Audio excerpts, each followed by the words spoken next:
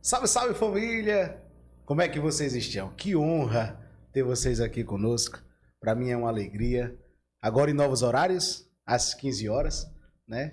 A gente se alegra, a gente fica muito feliz por tê-los conosco. O canal está crescendo, a plataforma aí está entregando. Mais de 9 milhões de contas nos últimos 30 dias passaram por aqui.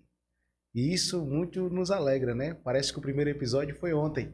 E hoje nós já passamos aí dos 180 episódios. Estamos se aproximando do episódio de número 200. Boa!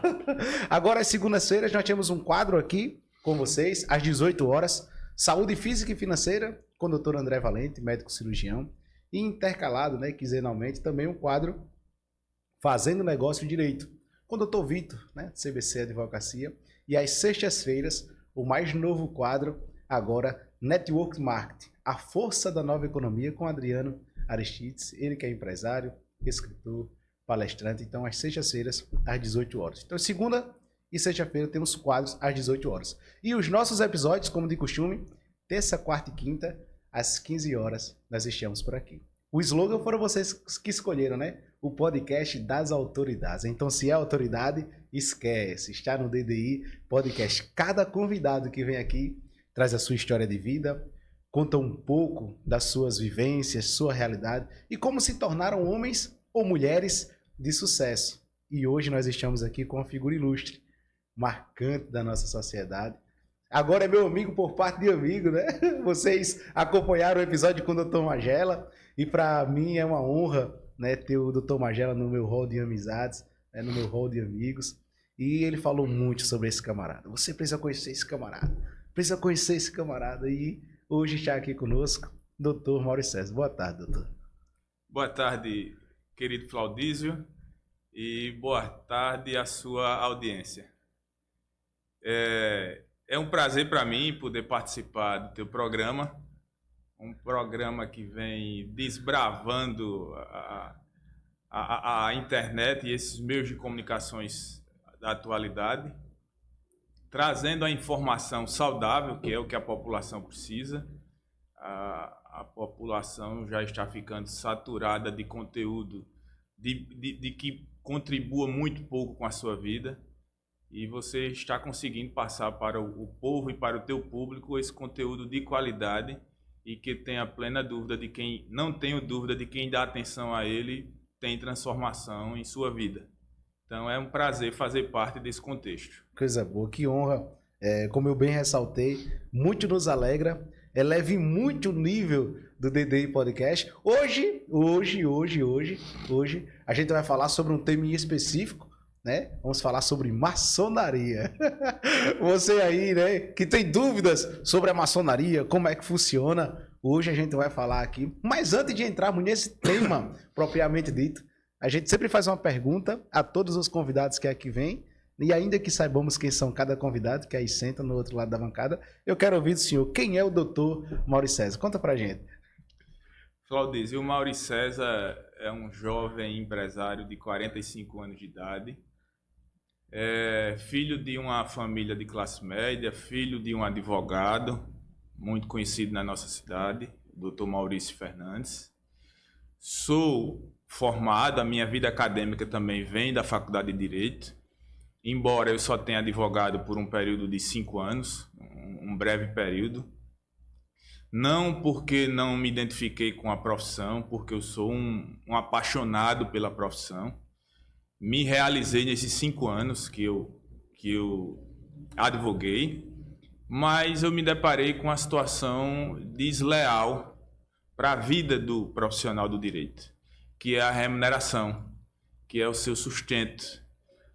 Muitas pessoas podem avaliar um advogado como uma pessoa bem-sucedida, rica, e existem sim advogados nesse patamar, mas é um dinheiro muito trabalhoso de conquistar, porque a gente, no outro lado da balança, para que a gente possa levar a justiça ao nosso cliente, a gente precisa contar com um judiciário que não acompanha o tempo do advogado. O advogado estuda, o advogado se prepara, o advogado está pronto para exercer o trabalho digno que o cliente dele precisa, mas do outro lado a gente tem um judiciário arcaico, abarrotado de processos, com pouca quantidade efetiva de profissionais para dar conta dessa demanda que o judiciário tem hoje. E o advogado termina sendo taxado como um profissional, como é que eu posso dizer, irresponsável, um profissional que não entrega o que promete, mas o advogado precisa da atuação da justiça junto com ele, porque senão o processo não anda. E aí essa e outras coisas foram me fazendo enxergar de que eu poderia sim ser esse profissional bem-sucedido, ser esse profissional realizado financeiramente, exercendo outra função e não a de advogado. E eu, graças a Deus, estava certo. E na minha vida profissional hoje, eu sou empresário, né? Como eu falei, fui acadêmico de Direito, me formei, passei no vestibular aos 19 anos, e a inquietação sempre foi uma coisa que fez parte do meu cotidiano. Eu passei para cursar vestibular no período da noite, e durante o dia eu comecei a ficar ocioso, e fui em busca de um emprego. Eu não por precisão, eu sou filho de uma família de classe média, meu pai sempre me deu as condições necessárias para que eu continuasse estudando sem precisar trabalhar, mas eu fui em busca desse emprego. E aí bati na porta de uma concessionária de veículos em Maceió, a Mavel Veículos, que é de propriedade de um arapiraquense, seu José Costa França, o Zé Pivete. E lá eu fui pedir um emprego para trabalhar no escritório de contabilidade da empresa, porque eu era acadêmico de Direito e eu queria alguma coisa mais ou menos dentro da minha área, para que eu me familiarizasse e fosse me profissionalizando já nessa época de estágio, né? Mas no dia em que eu fui pedir o emprego, é um fato histórico para mim, eu não consigo apagá-lo. O seu José disse, olha, o meu contador está de férias, né? Eu preciso esperar ele voltar para poder lhe dizer se eu consigo uma vaga para você aqui ou não. Mas antes do meu contador voltar, você pode ficar ali no setor de carro usado, atendendo os clientes que chegam na loja. Eu disse, se o senhor me permitir, eu venho. Aí ele chegou e disse, quando é que você pode vir? Eu disse, posso vir amanhã cedo. Eu quero saber do senhor se eu posso trazer a mochila com a minha roupa, porque quando eu sair daqui eu já pego o ônibus e já vou direto para a faculdade. Eu disse, não, como você quiser. E assim começou a minha trajetória como seletista, né? Que eu tive uma CLT e a minha carteira de trabalho foi assinada pela Mavel. Eu só tenho essa assinatura, essa anotação na minha CLT, foi assinada pela Mavel e foi dado baixa pela Mavel, e de lá para cá eu nunca mais consegui um emprego seletista. Né? E eu fui ficando assessorando os vendedores de carro usado. E eu com 19 anos, curioso, perguntador, e fui me desenvolvendo bem. Eu sei que chegou o final do mês, o contador voltou a trabalhar e o seu José não quis mais que eu fosse para contabilidade da empresa, queria que eu permanecesse onde eu estava, como vendedor de carro. Porque eu me saí bem nesse primeiro mês e ele preferia um vendedor dando lucro a ele do que um burocrata atrás de um birô. E aí eu passei 5 anos como vendedor de carros usados de Mavel Veículos em Maceió. Fazia todos os dias esse trajeto. Trabalhava, batia ponta às 7 da manhã, saía às 18, ia direto para a faculdade, estudar à noite. No outro dia voltava e aí me mantive nesse ciclo até o último ano de faculdade, que foi outro período para mim também marcante. Porque era um ano em que eu estava vendo que o meu trabalho poderia complicar a conclusão do meu curso, né? Eu estava precisando estudar bastante, eu tinha um trabalho de conclusão de curso para entregar e não estava com tempo, trabalhando de manhã e estudando à noite. E eu precisei fazer essa escolha que é o ponto de inflexão da minha vida. Eu estava há 5 anos um jovem independente, sem precisar do pai, arcando com todas as minhas despesas. Então, a partir quando eu recebi o primeiro salário, eu já disse ao meu pai, pai, não precisa mais pagar minha Unimed. Eu estou ganhando um dinheirinho e vou pagar ela, porque já ajuda. Aí comecei a pagar a Unimed. Depois comecei a ganhar um dinheirinho e disse, olha, deixa que a faculdade eu pago. E assim fui. Depois eu juntei um dinheirinho e disse, vou comprar um carro para mim. Porque porque eu estou precisando, tal, tal. Mas, rapaz, você se preocupe não. E aí eu fui me tornando independente. Quando chegou esse ponto de inflexão, eu fiz um bocado de plano, porque eu fiquei com medo de me voltar novamente para o ninho familiar e me tornar um homem independente do meu pai depois de 5 anos de independência. Porque eu tinha que largar o emprego para me dedicar à minha formação e eu não iria ganhar nada nesse período, nesse último ano, porque eu precisaria me dedicar aos estudos. E foi uma decisão difícil, mas eu precisava tomar, né? Ou eu iria me manter como vendedor de carros ou iria me tornar o advogado que eu me preparei para ser. E aí eu tomei essa decisão, esperei o 30º dia do mês de junho de 1999, subi os degraus da Mavel, onde é o escritório do seu José até hoje, pedi para conversar com ele, ele me recebeu e eu pedi minha demissão. Pedi minha demissão, depois de pedir minha demissão, chorei na frente dele, me emocionei na hora, porque era uma decisão difícil para mim. Você disse, poxa, mas você tinha família, tinha todo mundo para lhe sustentar, tal, mas era difícil porque dentro de mim eu estava fazendo uma regressão.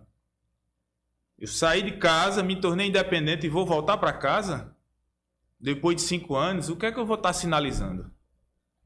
Mas aí eu fiz um cronograma todinho, eu tinha um carro que valia X, eu ia vender esse carro, ele ia me dar 12 meses de sustento. Eu me organizei, eu programei os próximos 2 anos com tudo que eu tinha adquirido ao longo desses 5 anos, vendi tudo e consegui me custear os 2 anos sem ter voltado a depender do meu pai.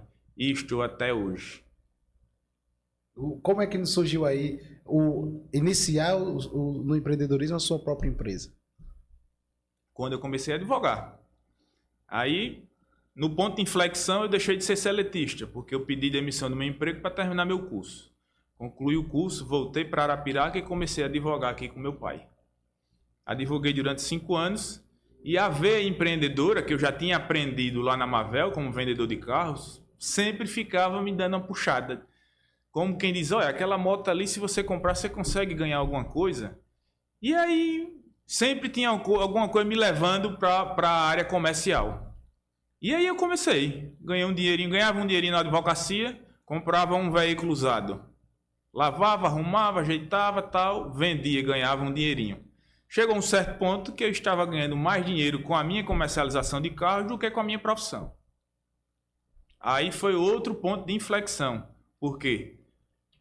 Era uma realização para o meu pai, o filho dele formado, e estar dando continuidade a um trabalho que ele já fazia há 35 anos. Né? Não tenho dúvida disso. Mas eu parei e disse, ó, não é viável para mim. A energia que eu estou aqui dispersando com o escritório, aqui eu faço tanto com ela.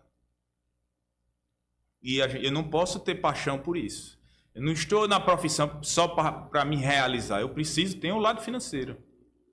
Tem um lado financeiro. Eu vou continuar no escritório até a gente encerrar os processos que a gente tem em andamento. Certo? Quando a gente finalizar o último processo, daqui para frente agora, eu não pego mais nenhum, porque eu não quero deixar nenhum cliente na mão. Vou finalizar o último. Quando eu finalizar o último, eu saio do escritório. Meu pai prontamente, tá certo, meu filho. Você sabe o que você quer, faça o que for melhor. E assim foi feito.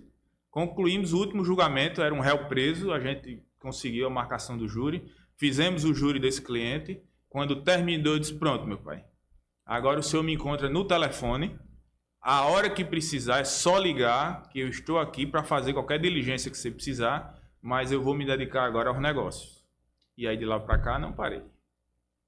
Coisa boa. Eu atuava na área penal. Atuar na área penal. Na área penal, coisa boa.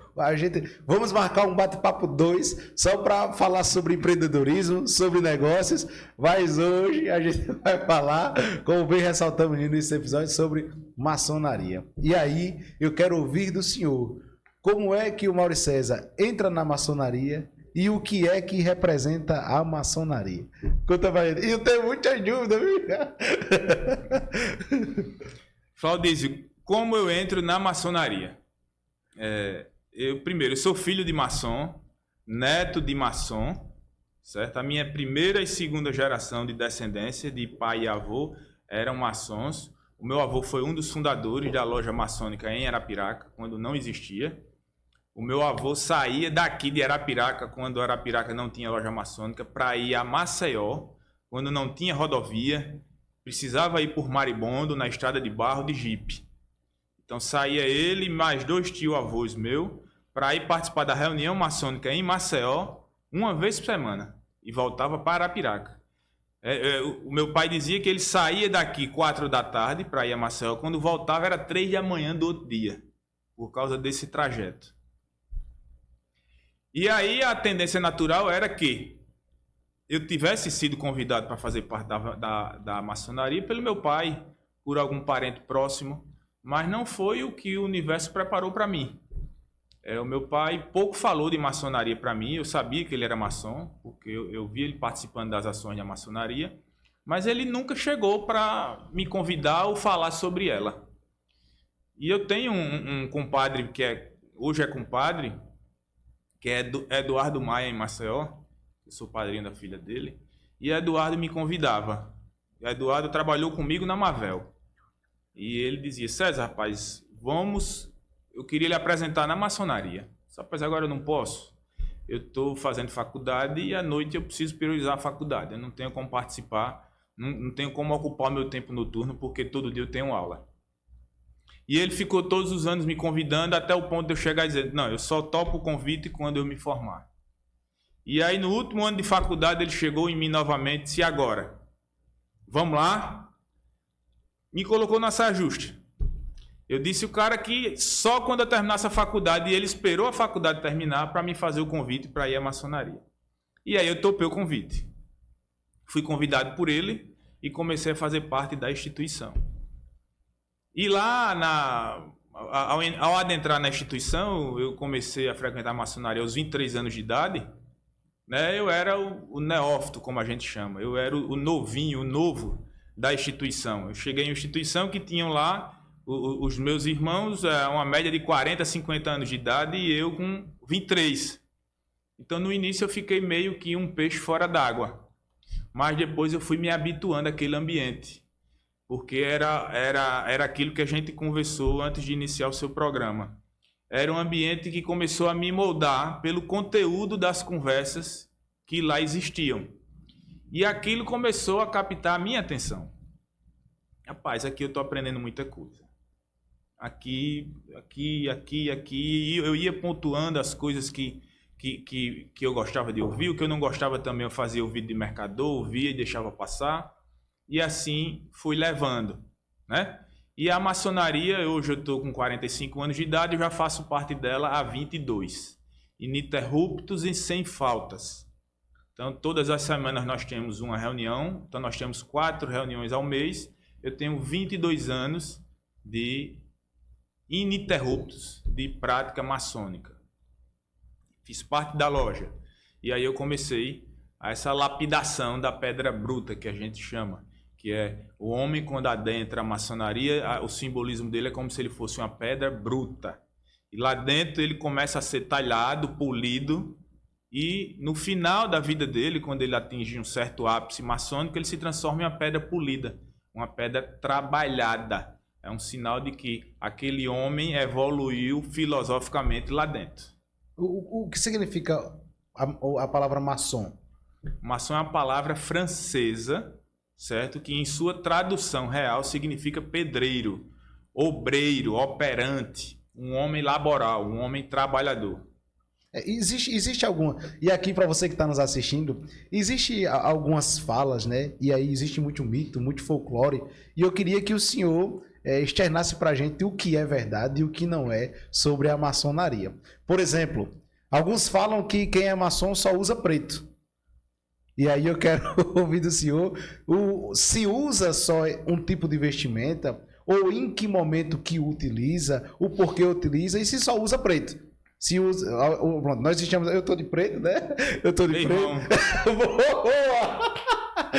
O senhor tá de preto, mas de camisa branca. E aí eu queria que o senhor falasse pra gente. E o senhor bem falou sobre que quando chegou lá, encontrou os irmãos. Irmãos de sangue ou irmãos que se tornaram na maçonaria, né? Por conta da fraternidade. Explica pra gente. É bom frisar esse parentesco, né? Porque senão vão pensar, poxa, que família grande você tem. A sua mãe tem quantos anos hoje e ela começou a ter filho desde que ano? Mas vamos lá. Quanto à vestimenta, é folclore a vestimenta preta para o maçom. O maçom tem um traje que a gente usa, que é esse que eu estou utilizando aqui, que é o terno preto, gravata preta e camisa branca, que é o traje que nós devemos estar vestindo para participar das nossas reuniões. As nossas reuniões são formais, então por isso a exigência desse tipo de vestimenta. Então, você não vai ver um maçom participando de uma reunião de calça jeans, de tênis, com a camisa vermelha, com a camisa listrada, não vai. É proibido.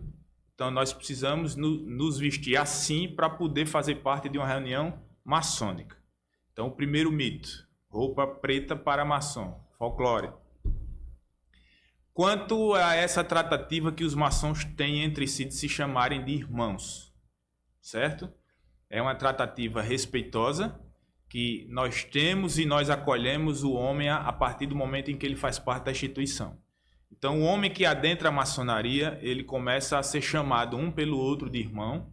As suas esposas são chamadas por nós de cunhadas e os seus filhos são chamados por nós de sobrinhos, independente de ter consanguinidade ou não. É maçom, trata-se de irmão, trata-se de cunhada e trata-se de sobrinho.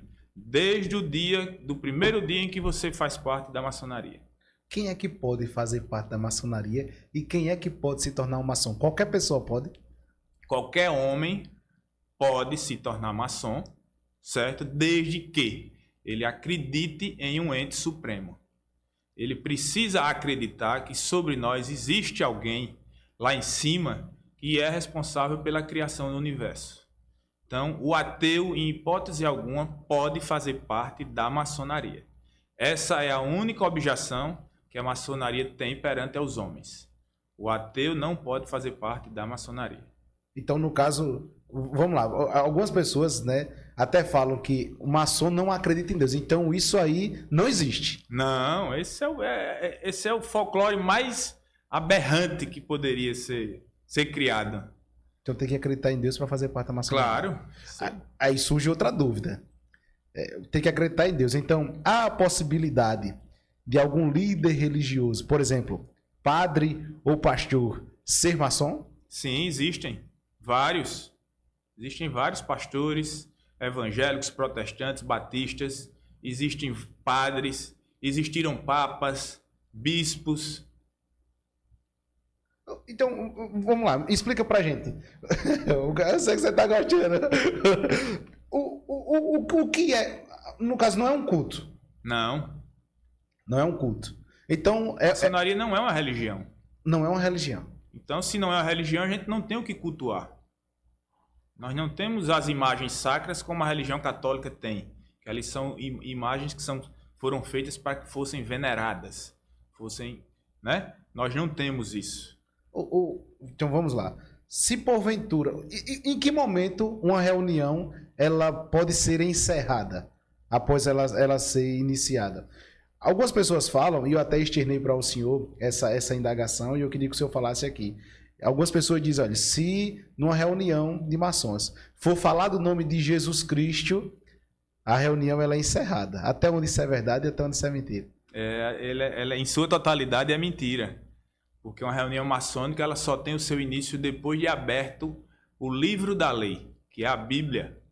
É a nossa Bíblia que é utilizada para dar início à reunião maçônica. Ela é aberta, é feita a leitura do Salmo 133 e depois da leitura do Salmo, aí sim a reunião está aberta. E da mesma maneira, para encerrar essa reunião, nós precisamos fechar a Bíblia. Nós fazemos a leitura de outro Salmo e ela é fechada, dando por encerrada aquela reunião. O senhor falou sobre a questão de receber um convite. Então, eu, para fazer parte da maçonaria, eu tenho que receber um convite. Sim. Por si só, eu não posso chegar lá e eu quero ser maçom e vou ser maçom. Poder você pode, mas você não vai conseguir. Por quê? Porque você precisa da indicação de um dos membros, que é o que a gente chama de padrinho. Você precisa ter um mestre maçom, que é um grau de mestre, te apresentando como um futuro maçom. Esse é o ponto principal. Existe um membro da instituição que vem e apresenta o teu nome aos demais membros da instituição para que eles discutam se aquela pessoa é um possível membro pode se tornar um possível maçom, não. Essa análise, ela leva quanto tempo, em média? O processo de admissão hoje, ele leva em média de 6 meses.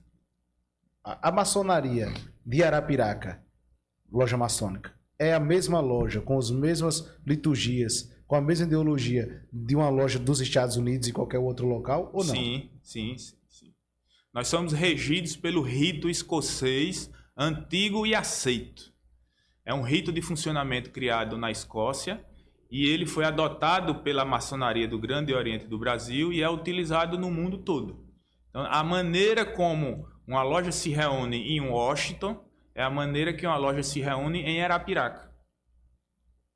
Existem algumas falas de algumas pessoas, e até tem vídeos na internet, por exemplo, de pessoas que informam que se um maçom ele estiver em qualquer lugar do mundo, ele consegue sair de possíveis apuros se tiver um outro irmão ali naquela localidade. Com certeza. Ele será amparado. Inclusive, a gente conversou em off, né, e o senhor falou sobre uma situação que ocorreu com o senhor. Se o senhor pudesse relatar ela aqui de uma viagem, externa aí pra gente. Era para ser uma experiência ruim, mas não foi. O final dela foi brilhante, né? Eu chegava no aeroporto de Miami, eu e minha esposa viajando, e para quem conhece o aeroporto de Miami existem vários guinchês da aduana, que são os guinchês onde tem os guardas aduaneiros que ficam recebendo os passageiros para avaliarem o visto dos passaportes e permitindo a entrada deles no solo americano. E aí a gente nunca, por exemplo, o dia que você chegar no aeroporto de Miami, se tiver você e a esposa, a primeira coisa que eles fazem é lhe separar. Ele manda a sua esposa para um guinchê e você vai para outro. E assim fizeram comigo. Na hora de eu ser atendido, eu não consegui interpretar, o meu inglês é péssimo, é muito pouco, eu não consegui interpretar o que o guarda aduaneiro estava dizendo e eu disse alguma coisa a ele que ele não gostou. E ele não permitiu a minha entrada no aeroporto de Miami. E aí eu fiquei preocupado e receoso porque a minha mulher já tinha passado. A minha esposa já estava no solo americano e eu ainda estava do lado de cá. E eu me aperriei, me vi nervoso e precisei apelar para o pedido de socorro maçônico, que é uma ferramenta que a gente usa nesses períodos, nesses momentos de apuros. E eu fui atendido. Eu tive a feliz coincidência de ter um dos guardas aduaneiros que era um irmão e me reconheceu como um irmão maçônico. E ele saiu do guinchê dele, veio até o guinchê que eu estava, pegou o meu passaporte, carimbou com o visto americano e me permitiu entrar no solo americano. Então essa foi uma feliz e vitoriosa passagem que eu tive, que a maçonaria me socorreu nesse período, nesse momento. Então existe um tipo de gesticulação que é feita Isso, que em qualquer lugar do mundo, se for feita... Os maçons se conhecem. Vamos lá. E se porventura alguém faz essa gesticulação e ele não é maçom? Primeiro, ele não fará essa gesticulação, porque a não ser que ele tenha se encontrado com algum maçom delator. Porque o delator precisa dizer a ele qual o significado de cada gesto. Então ele só iria gesticular se ele tivesse conhecimento de o porquê aquilo ali é feito. Mas ele não sabe o motivo daquele gesto. Ele pode muito bem supor de que seja batendo palma, que seja abrindo o braço, que seja... Mas ele não sabe o significado. Só quem sabe o significado do gesto de socorro é o maçom. O senhor falou sobre o delator. O que é um maçom delator? Não surgiu ainda na história da maçonaria um maçom que deixou de frequentar a maçonaria e delatou e trouxe à tona os conhecimentos maçônicos que ele adquiriu dentro da instituição. Como revelando os segredos, revelando as maneiras que a gente tem de se identificar. Então na história não existe esse maçom? Não existe. A maçonaria tem quantos anos, em média? A maçonaria, agora você me pegou. Que veio da França, do período... Eu não tenho essa informação para te passar agora, precisa. E para não errar, eu prefiro não arriscar. Sobre a questão da maçonaria, o senhor falou que, sendo maçom homem, a mulher não pode ser maçom? Não. A mulher, ela se transforma, ela se torna cunhada, certo? E ela começa a ser samaritana, que é a esposa do maçom. Existe uma instituição apensada uma à outra. A maçonaria está aqui e aqui estão as samaritanas, que são as esposas dos maçons.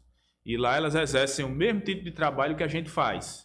Trabalho filantrópico, trabalho da realização de ações sociais, mas não são mulheres maçons. São samaritanas. Essa é a nomenclatura utilizada para as mulheres dos maçons. O senhor falava sobre a questão de acreditar em Deus e que padres, pastores, eles podem fazer parte da maçonaria. E por que existe esse preconceito social onde muitos falam contra a maçonaria na concepção do senhor? Tudo que é desconhecido deixa margem para os dois lados da avaliação. Tanto para o lado ruim, tanto para o lado bom. Quem não sabe o que está falando, fala de tudo. Eu acho que é um ditado popular. Aquele cidadão fala tudo porque não sabe o que fala, né? E a maçonaria é um tema intrigante, sempre foi e vai continuar sendo. Por quê? A gente está participando aqui desse podcast para tentar desmistificar um pouco o que é que leva tanto de místico e de secreto em torno do nome da maçonaria. E a única coisa que a gente tem de secreto é a maneira de se identificar. Nada mais do que isso. Fora isso, o maçom é um homem normal, é um empresário, é um carteiro, é um policial, é um médico, é um desembargador, é um padre, é um pastor. É um homem como qualquer um outro fazendo parte da instituição maçônica. Não tem, o resto é folclore. E aí os temas são trazidos e as histórias são inventadas por quem não tem conhecimento de causa, por quem não sabe o que é a maçonaria. Porque antigamente a maçonaria era mais secreta do que é hoje. Então a maçonaria não trazia a sociedade, a luz da sociedade, o que eles faziam, quais eram as ações que eles realizavam. Então eram só homens que vestiam ternos pretos e saíam à noite para fazer parte de alguma reunião que ninguém sabia.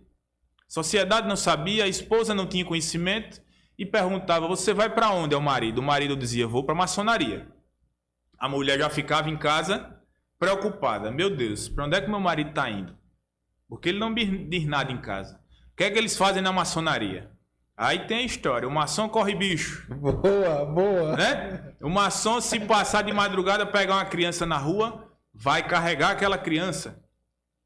Então, aí surgiu essa série de informações folclóricas que são mantidas até hoje por quem não tem o conhecimento do que é a maçonaria. O senhor falou aí sobre o que as pessoas falam, né? E surgem aí os mitos, os folclores. É verdade que existe na loja maçônica um bode? Não. Como as pessoas falam, né? Um bafomé? Não. A maçonaria existem os seus símbolos, que são as alegorias que a gente chama, que é aí que tem aquela figura do esquadro, do compasso, da letra G. Aquilo tem alguns significados. Agora, nós não cultuamos aquilo que eu te disse, imagem nenhuma. Não tem essa de cultuar a imagem de um bode, não tem essa de cultuar a imagem de uma caveira, não existe. Como é que é chamado o líder da maçonaria?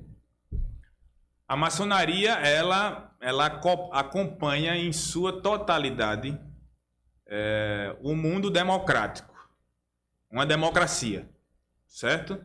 Então, em todas as esferas que o mundo político tem os seus representantes, esses lugares e essas figuras são replicadas dentro da maçonaria. Eu vou ser mais específico. Em Brasília, nós temos o poder central, que é o local onde o presidente da República reside, onde o presidente da República despacha os seus atos normativos que conduzem o nosso país. Em Brasília, a maçonaria também tem o seu líder supremo, que é o nosso soberano grão-mestre.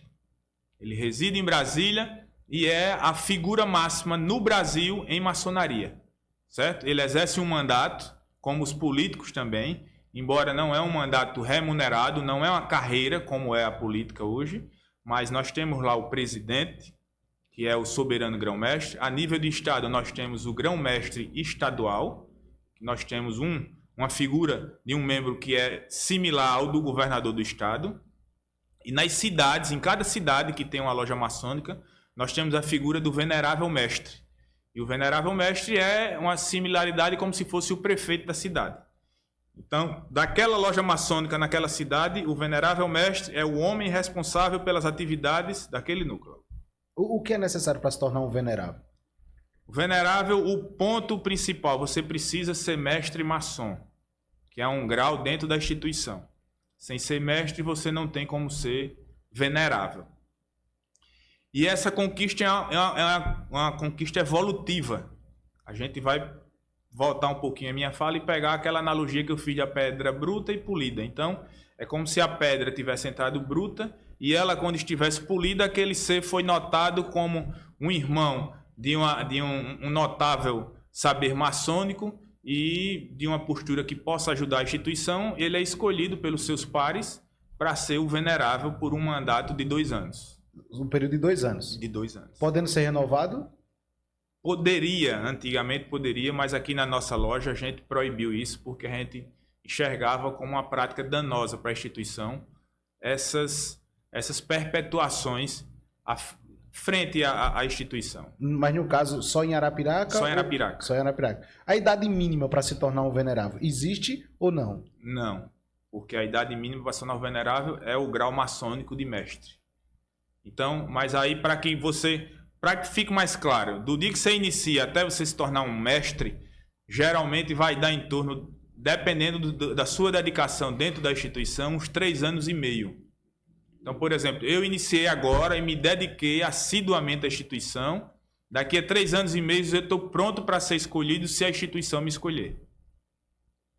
Então, antes disso, é impossível. A gente conversava, e para quem está nos assistindo, o senhor falava que foi um dos mais novos, ou salvo engano, o mais novo venerável do Estado. Do Estado? Do Estado de Alagoas. Com que idade? 33 anos. E como foi se tornar venerável da maçonaria com 32 anos? Desafiador. Foi mais um momento, um momento desafiador na minha vida. Eu era o homem mais novo da instituição e sobre mim nós tínhamos vários decanos, homens de 60, 70 anos de idade, com vasta experiência de vida e experiência maçônica, mas eles notaram em mim que eu poderia ajudar a instituição. Então, uma ala se reuniu em torno do meu nome e uma outra ala achava que era precoce essa indicação minha. E aí, enfim, eles entraram em um consenso e entenderam que eu poderia ajudar a instituição. E eu fui escolhido para, aos 33 anos, dirigir os trabalhos da loja maçônica Perfeito União Segunda. Existem os graus na maçonaria. Vai de que grau até que grau?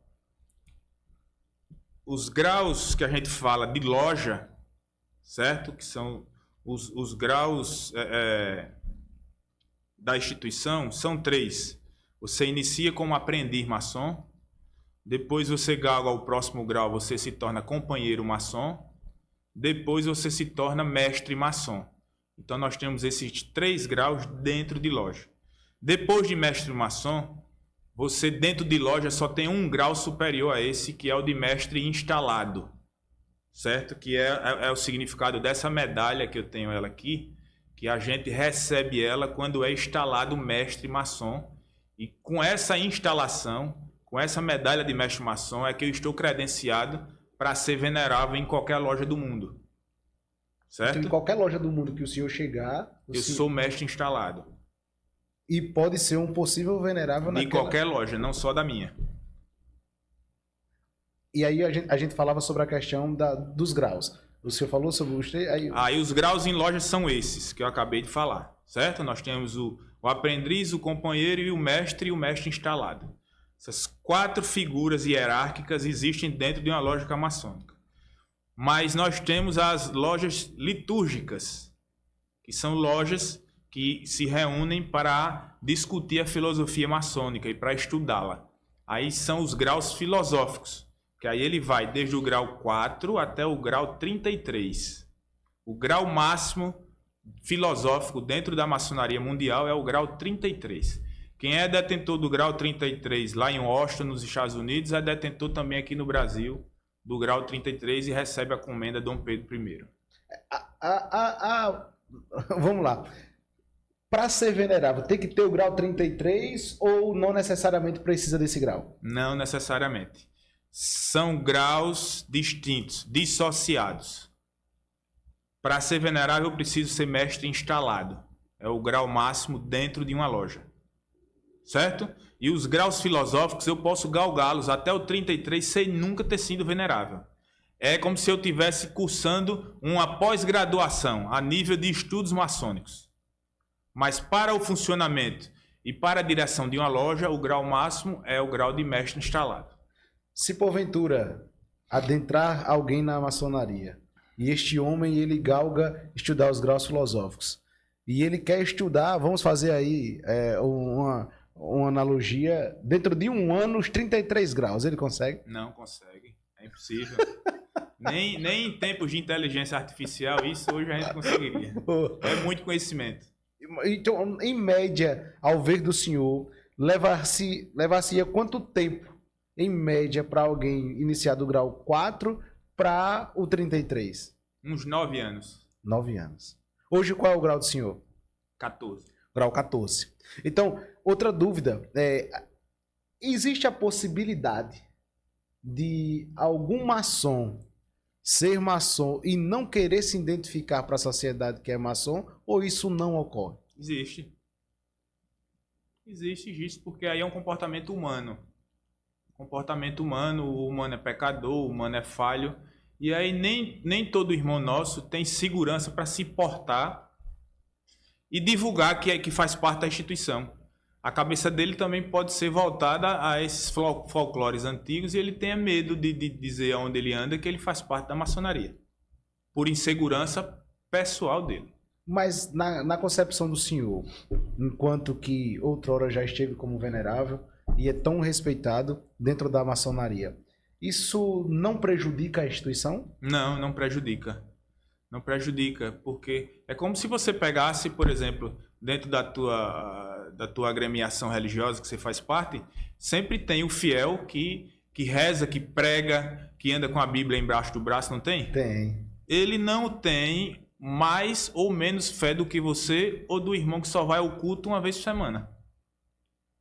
Ninguém pode avaliar a fé de nenhum cidadão.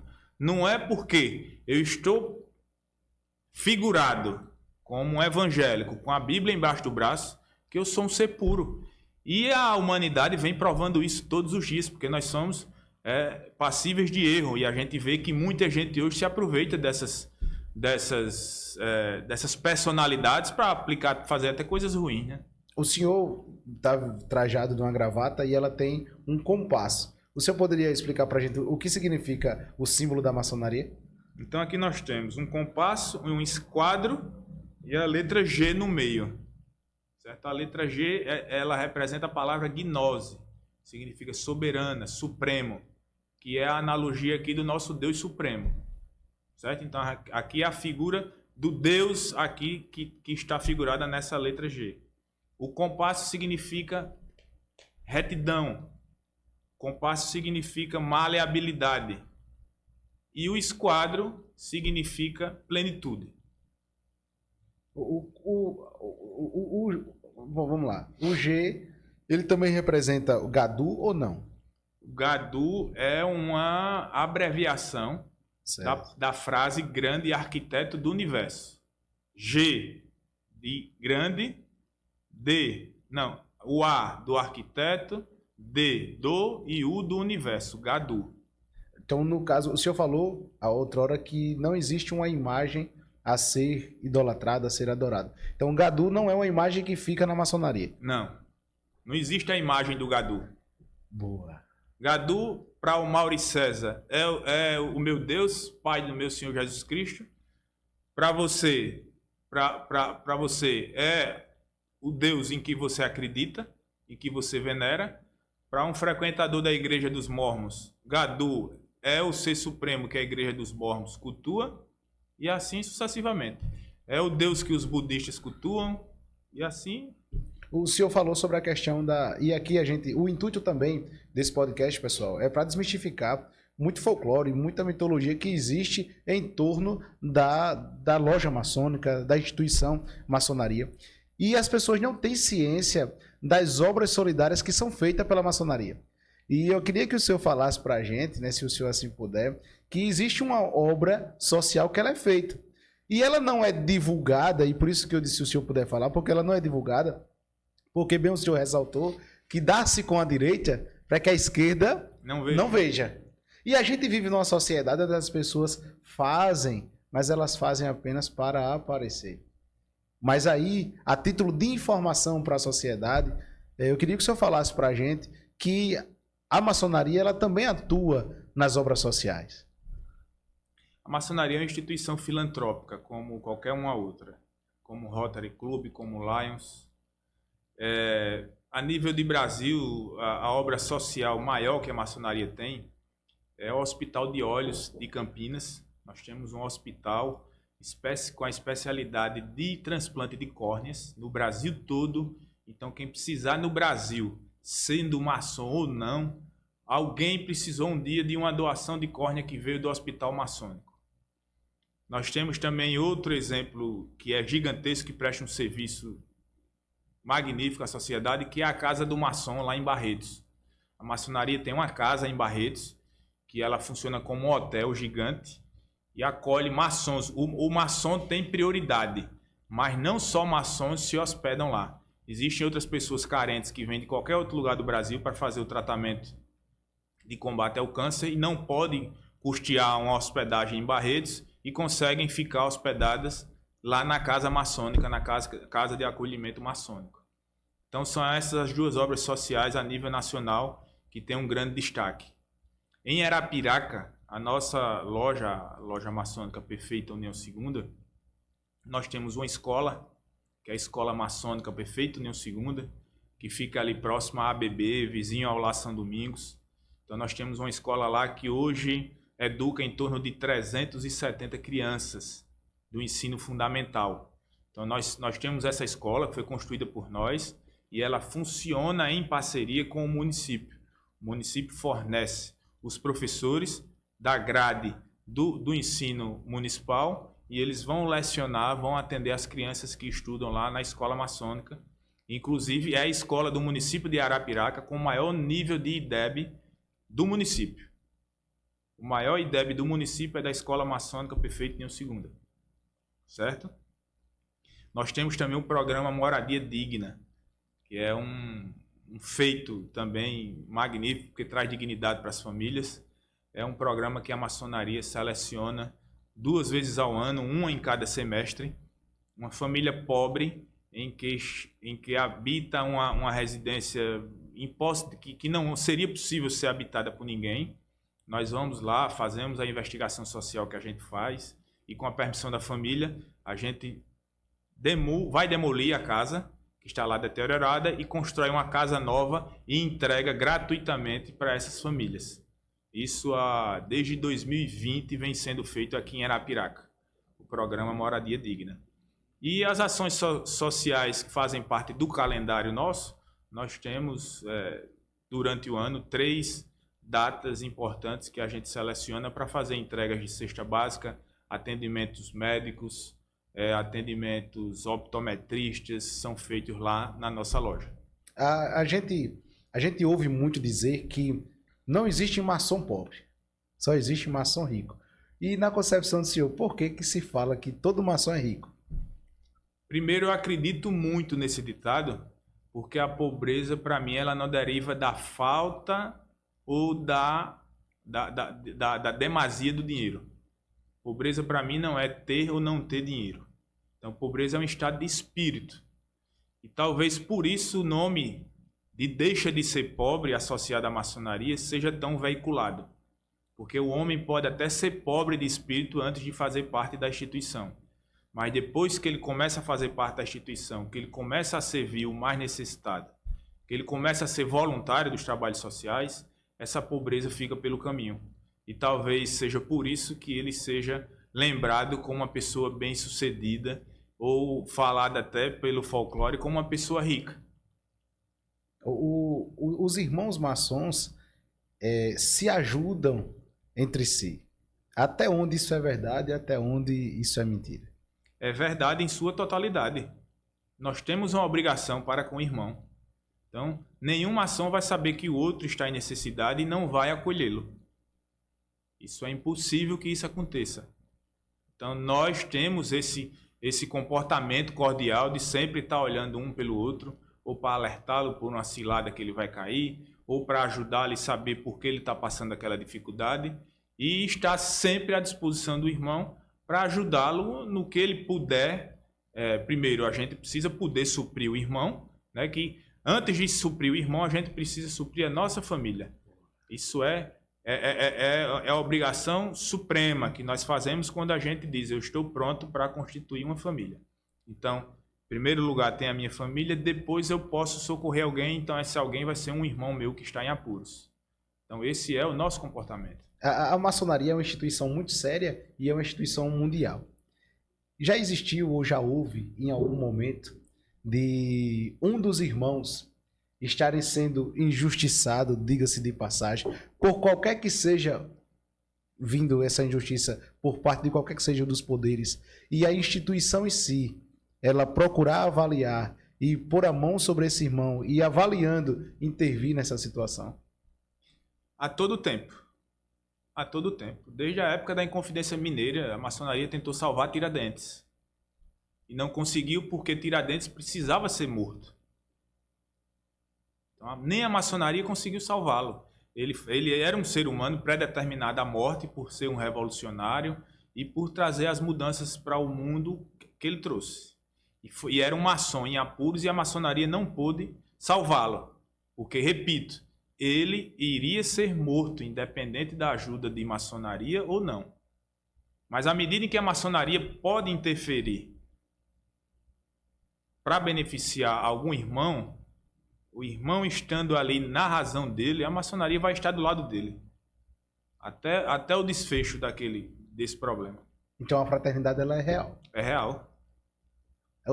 Se porventura alguém tentou fazer parte da maçonaria e ele não foi aceito aqui em Arapiraca, e ele for para os Estados Unidos e ele tentar ingressar por lá, ele consegue? Não. Porque a gente vai ser informado aqui em Arapiraca de que ele está tentando entrar numa loja lá nos Estados Unidos. E quando a gente for informado, a gente vai transmitir o que a gente levantou desse cidadão aqui para eles lá nos Estados Unidos. E aí, se aqui a gente não aceitou, consequentemente, nos Estados Unidos ele não irá conseguir. E aí surge uma dúvida, e eu quero externar para o senhor. Uma vez maçom, para sempre maçom? Até a morte. Até a morte. Não existe ex-maçom. Mas não existe pessoas que dizem que é ex-maçom. Ah, fulano é ex-maçom. Não está mais frequentando a maçonaria. Explica pra gente o que é que ocorre quando alguém deixa de fazer parte da maçonaria, ou não deixar parte, mas deixar de frequentar. Isso, ele pode deixar de frequentar, atingir uma idade em que não tem vontade mais de sair de casa para participar de reunião nenhuma, estou preferindo o meu sofá, a minha TV, então ele para de frequentar a instituição maçônica. Então ele se transforma em um maçom adormecido, que a gente chama. Não é um maçom da ativa. É como tem na polícia militar. Ele vai para a reforma remunerada porque ele não pode mais estar nas ruas. Então existe o maçom ativo e existe o maçom adormecido. Agora, o porquê dele não deixar de ser maçom? Porque o conhecimento que ele adquiriu dentro da maçonaria, ele não vai perder esse conhecimento porque deixou de frequentar ela. E esse conhecimento que está dentro da cabeça dele é o mesmo que está lá há mais de 500 anos, desde que a instituição foi construída. Ele não vai poder revelá-lo. É por isso que não existe ex-maçom. Sobre a questão da maçonaria. Quando abre-se reunião, quando abre-se a reunião, existe toda uma vestimenta adequada? Hoje o senhor está aqui de terno preto, camisa branca e gravata preta, que é uma das vestimentas, correto? Isso. Só que aí tem mais alguns adereços, que eles são próprios apenas da reunião. Isso. Que endereços são esses? São os paramentos. Então tem um avental que a gente usa e tem um colar que a gente usa. Aquele colar, ele tem uma gravura de alguma coisa que simboliza o cargo em que aquele maçom faz parte naquela loja. Por exemplo, nós temos nós temos o tesoureiro da loja. Então, o tesoureiro vai entrar com um colar daquele e embaixo ele tem a figura de 2 chaves cruzadas. Aquelas chaves simbolizam a chave do cofre da maçonaria. E aí o venerável tem o seu colar, o primeiro vigilante tem o seu colar, o segundo vigilante tem o seu colar, o secretário tem o seu colar. Então, aquilo chama-se paramentos. Para que a reunião possa começar, todos os irmãos precisam estar com seus paramentos. A reunião, ela normalmente inicia de que horas até que horas? Ela inicia-se às 20 horas e dura até às 22. Em caso de atraso? Em caso de atraso, ele precisa passar por uma ritualística para poder entrar dentro da loja. Então, no caso, se o maçom ele inicia às 20 horas, então se o maçom ele chegar às 20 horas e 5 minutos, ele não só pode chegar, abrir a porta e... Não, e entrar. Não, a reunião lá dentro já está acontecendo. Ele precisa passar por um tratamento lá fora antes que o venerável lá dentro autorize a entrada dele. Que o venerável pode autorizar ou não o ingresso dele dentro do templo. Boa, era essa a pergunta. Se havia possibilidade de não haver a permissão para a entrada na reunião, no templo. Pode. Imaginemos que venha que um malfeitor venha à nossa loja vestido de maçom, porque ele sabe que todo maçom está... A pessoa que não sabe o que é maçonaria, a partir de hoje vai saber, porque está assistindo o DDI. Então, ela vai saber que todo maçom vai para a reunião de terno preto, gravata amarela e camisa branca. O cara achou por si que ele vou me vestir igual um maçom e vou para lá, no dia da reunião, que o rapaz que estava no DDI também disse que ele se reúne às 8 horas. Então, o cara sabia o local, o horário e como está vestido.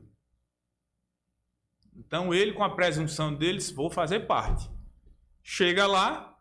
Depois do horário, depois da reunião iniciada, e bate na porta querendo entrar. Não pode entrar. A gente vai sair e vai ver realmente se ele é um maçom, se é um maçom regular, e vai pedir permissão venerável para que ele possa entrar ou não no templo. Sobre a questão de assistir uma reunião, só pode assistir reunião se for maçom ou alguém pode ir assistir em algum momento, em algum dia, algum tipo de reunião aberta para o público? Existem as reuniões brancas, que são as reuniões públicas, que elas são abertas à população. E aí qualquer pessoa da população pode fazer parte dela. Mas a reunião maçônica, só o maçom pode fazer parte. Nessas reuniões, que são as reuniões brancas, isso, que é aberta ao público, os maçons estão vestidos a caráter? Vestidos a caráter. Vestidos a caráter, ocupando seus lugares, com seus paramentos, do mesmo jeito. São apresentados esses que lá chegam? São apresentados. A população tem conhecimento de tudo. E havendo o interesse em fazer parte, dá o nome, quero fazer parte, ou não pode? Tem que alguém ter indicado anteriormente? Pode sim, você pode muito bem chegar lá e dizer, rapaz, eu queria fazer parte dessa instituição. Tá, então peraí, me dá teu contato e eu vou passar o seu contato para um mestre maçom que vai ligar para você um outro dia e marcar uma conversa. E nessa conversa ele vai começar a avaliar você para ver se você é um possível membro a fazer parte da maçonaria ou não. Muitas das pessoas falam, né, que nos mais altos graus elevados da sociedade estão os maçons. Até onde é verdade e até onde é mentira? Eu acho que é uma analogia feita porque às vezes é veiculado, por exemplo, algumas figuras políticas que fazem parte da política e são maçons, né? Então aí o povo pode entender que por ser maçom, ele está político, mas não é assim. Acontece na maçonaria nós temos homens que discutem e falam de coisas que são um pouco mais destacados dos demais membros, de outras pessoas que não fazem parte de uma instituição desse tipo, que não fazem parte de uma igreja. É a mesma coisa de você pegar um membro frequente da sua igreja e botar ele para sentar com um cara que vive num banco da praça 24 horas. O cara da praça vai falar da vida de quem passa na praça o dia todo e o membro da igreja vai tentar falar sobre teologia. Então nunca você vai ver o quê? Aquele membro do banco da praça pregando a teologia, porque ele não busca conhecimento.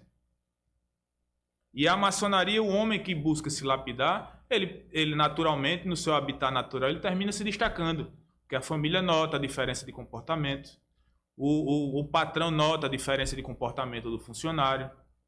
na instituição que ele faz parte, ele começa a ser um homem melhor. E aí é o caminho natural do ser evolutivo, de quem consegue galgar esse conhecimento. Não é a maçonaria, porque se o homem não quiser evoluir, nenhuma instituição vai fazer com que ele abra a cabeça e diga, a evolução, aí está o corpo. Assim, não, até a gente comentou, né, anteriormente que existe um preconceito por parte de alguns da sociedade que não tem conhecimento da instituição, e aí são aqueles preconceitos folclóricos. Entretanto, a gente até bem conversava que existe até o preconceito, mas a gente jamais vai ouvir dizer que alguém deixou de querer fazer um negócio com alguém porque ele é maçom. Pelo contrário, se sabe que é maçom, sabe que ele vai cumprir. Tem isso. A postura do maçom tem essa coisa de ser um homem honrado, de quem faz negócio com maçom faz um negócio correto. E aí isso é fruto do trabalho de todos os que nos antecederam, né? Para manter essa linha de pessoas que fazem parte dela. Porque é meio que se a gente quebrar essa corrente e trazer um homem que não tem esse tipo de comportamento para dentro da instituição, ele vai macular o nome da instituição, porque ele vai sair fazendo o que não deve e dizendo que faz parte da instituição. E aí o senhor tocou num ponto interessante. Percebendo-se que tal homem que faz parte de uma instituição séria, honrada, mas que está tendo um caminho aí desvirtuado.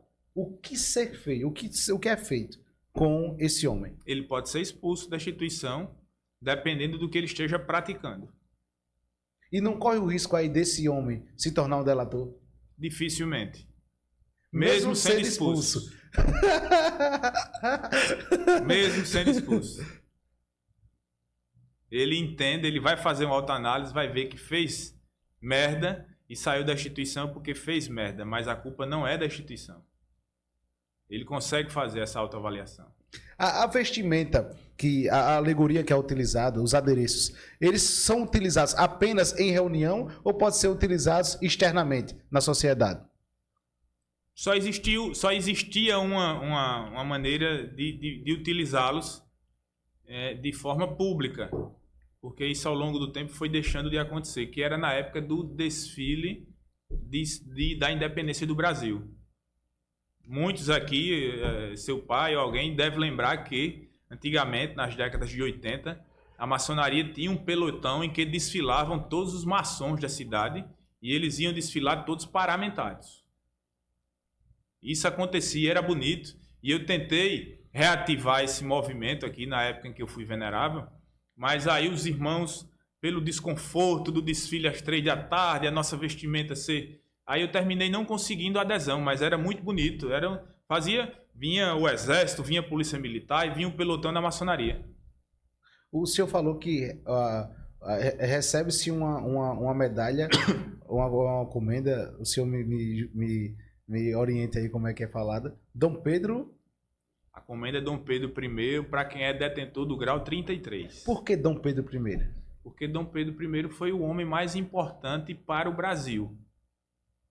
Dom Pedro I foi quem, através do movimento que a maçonaria fez com ele, a gente conseguiu deixar de ser colônia de Portugal. Ele era maçom? Era maçom. É interessante o senhor falar isso para quem está nos assistindo, porque tem muita gente que é maçom e as pessoas não sabem, né? Por conta da questão folclórica, por conta da questão do preconceito social. E aí, quando as pessoas tomam ciência, né, de quem são os maçons, de como é que age, como é que trabalha a instituição, aí esses mitos, esses folclores, eles vão sendo deixados ao longo do caminho, né? Para mim é uma honra ter o senhor aqui, né? Ouvir um pouco, né? Eu sei que existe muita coisa ainda para falar sobre maçonaria, mas para a gente enaltece muito o nível do DD Podcast. Espero que você que está nos assistindo, ainda não finalizou, mas estamos caminhando para o final. Espero que você que está nos assistindo tenha acompanhado até aqui e tire as suas dúvidas, né? Tire as suas próprias conclusões. Entenda que a instituição é uma instituição séria. E de fato, né, quando a gente está falando aqui da cidade de Arapiraca, e quando a gente chega ali na rotatória próximo do trevo da polícia, tem lá uma estátua, uma placa, né, que há muitos anos Ou seja, o cartão postal da cidade. Cartão postal da cidade. Aquela pedra que está ali veio da época, eu não vou lembrar, é um fato histórico, a data vai ser fácil. Ela foi trazida de Xingó no início das primeiras implosões que para construir a hidrelétrica. Procurou-se uma pedra daquele tamanho por aqui, não era coisa fácil de achar, e disseram, olha, só vão encontrar em Xingó, porque lá estão dinamitando muita coisa para fazer as barreiras das comportas, e deve ter. E foram buscar essa pedra em Xingó, veio em cima de um caminhão, para aquele trevo ali, para formar aquele monumento. Tem muita gente que está nos assistindo, né? E aí eu queria ouvir do senhor, quais são os princípios inegociáveis de um maçom? Liberdade, igualdade e fraternidade. Liberdade, igualdade e fraternidade. A qualquer momento que um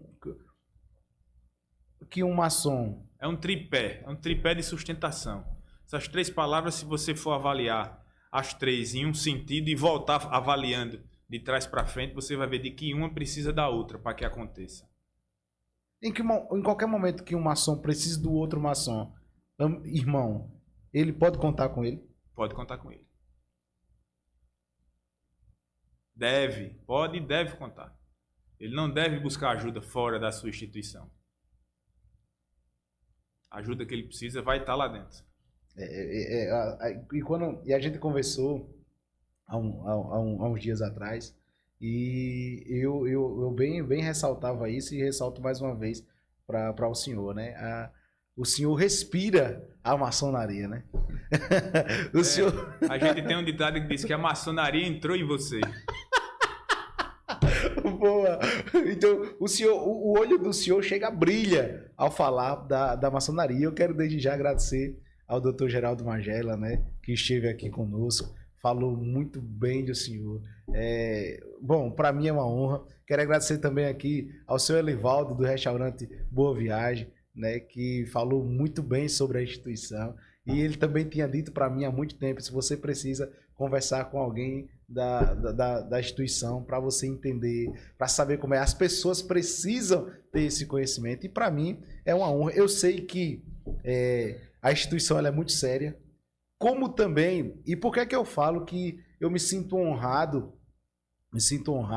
em ter o senhor aqui para dialogar conosco, porque a instituição ela é muito séria, e assim como outras instituições que também esteve aqui conosco, e grandes autoridades que também esteve aqui e senta no outro lado da bancada, tem olhado com um olhar diferenciado para o DDI Podcast.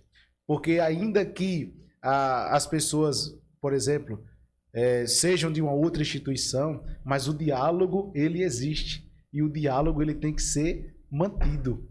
E isso para a gente é muito bom. Então, ouvir a história do senhor, ainda que de forma resumida, mas adentrar no tema maçonaria e o senhor explanar, e no DDI Podcast, né, eu posso dizer, né, que ser escolhido para tratar isso com a sociedade, para mim é uma honra.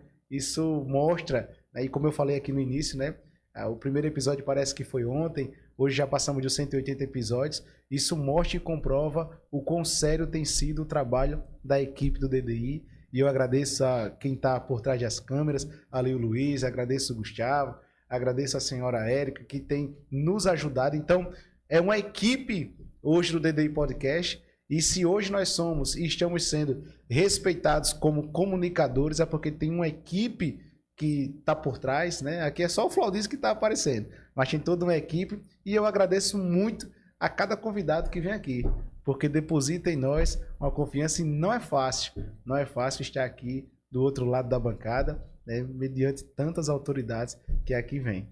Dr. Mauro César, para mim é uma honra, e dentre tantas perguntas que eu externei para o senhor, qual a pergunta que eu não fiz que o senhor gostaria que eu tivesse feito?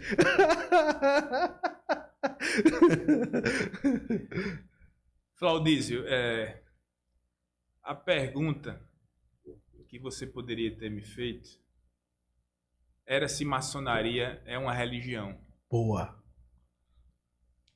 E eu iria te responder com todo o prazer do mundo. A maçonaria não é uma religião, mas a maçonaria é composta por homens religiosos. E se aonde estiverem 1, 2 ou mais reunidos em meu nome, eu estarei presente. Essa frase não é minha. Essa frase é do maior estadista que o mundo já pôde ter, do maior líder que o mundo já pôde ter, Jesus Cristo. Então, se a gente utiliza isso para conduzir, para normatizar a nossa vida, é uma prova de que nós não somos uma religião, mas nós somos seguidores do homem religioso. Coisa boa. Para mim é uma honra, mais uma vez repito, tê-lo aqui, né? E a gente vai marcar um bate-papo 2 para falar sobre negócios, sobre empreendedorismo, sobre mentalidade financeira, né? O Dr. Maurício César é um homem muito inteligente, muito técnico, muito ético, né? Para mim é uma honra ter o senhor aqui, né? Desde a primeira vez que nós conversamos e faz jus, mais uma vez repito, a tudo que o Dr. Magela falou. E me sinto muito honrado em tê-lo e podê-lo chamar de amigo por parte de amigo. E o Dr. Maurício César é muito bom porque ele disse assim: se eu não gostar de você, eu nem lhe atendo.